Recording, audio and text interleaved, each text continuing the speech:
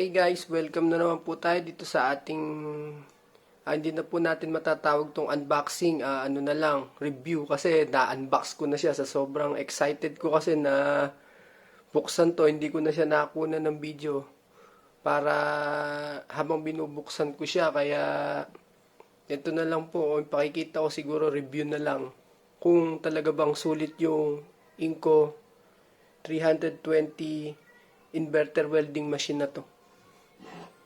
Ayan, ito po siya. Ito. And bakal po yung casing niya. Ito po yung pan niya sa likod. And lagay ng mga electrode, positive, negative. And yung ampere niya. Ito po. And yung screen sa ampere. Ito. Saka yung kapag ka po nag-overheat na siya. At ito naman po yung indicator kapag ka naka-on siya. At ito po yung wire. Ito.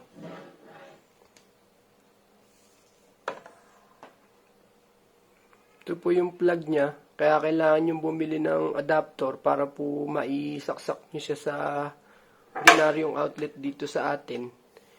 Pero yung ito pong power plug niya, makapal. Mukha siyang matibay. Di naman mukhang tinipid.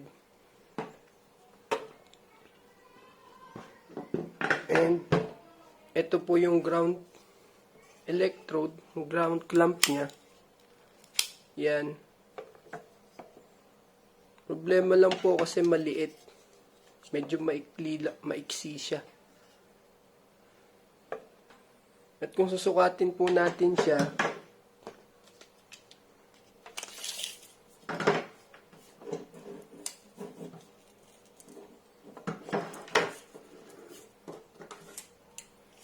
halos 1 meter lang po siya magmula dito sa dulo ng electrode clamp.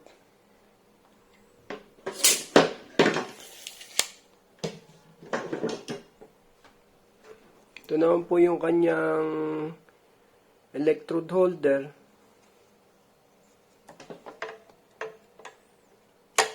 Yung electrode holder po niya ay medyo matigas. Kaya talagang pag nilagay nyo dito yung rod, siguradong ipit na ipit niya kasi talagang medyo mahirap siyang ibukay eh. Kaya lang, yun nga lang din po. Medyo maikli siya. Ayan.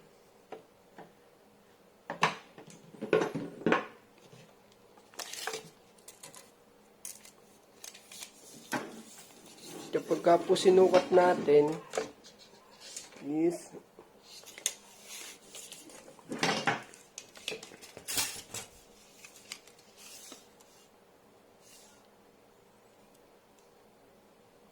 around 146 cm lang po magmula po dito sa dulo ng electrode holder. Ganun lang siya kahaba. Pero yung sa quality talaga niya, pati yung kable niya, talagang masasabi ko na talagang quality itong welding machine na to. At testingin din po natin kung malakas siyang mag-welding. Karamihan kasi ng mga welding machine na nabibili ngayon, yung Mitsubishi, mga nagkaroon na din ako ng welding na ganun, mapapansin ko na parang hindi siya true rated. Hindi kagaya nitong Ingco na to, ito na testing ko na. Kaya niyang mag-weld sa 60 ampere gamit yung 6013 electrode. Yan, ito po yung harapan. Ito yun pong sa electrode niya. Pwede po siyang magkabaligtad, wala mo pong problema, hindi siya masisira. Yan, 320. Yung isang variant niya, meron siyang 220 ampere. Kaya lang, ito yung kinuha ko kasi konti lang naman na idadagdag mo. Dito ka na sa mas malaking ampere para hindi siya hirap kung maghapunan mo man siyang ginagamit. Yan, ito po yung switch niya. AC 220, 240 volts, 50 to 60 hertz.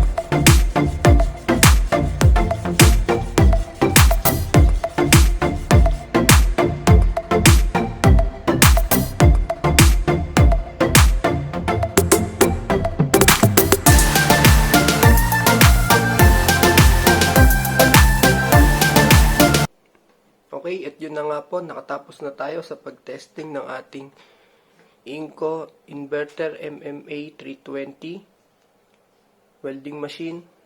So, kung nakatulong po ako sa inyo, humihingi po ako sa inyo ng suporta na paki-like, share, and subscribe naman po yung channel ko para po dire-diretso tayo sa pag-upload ng mga ganiring videos. Salamat po.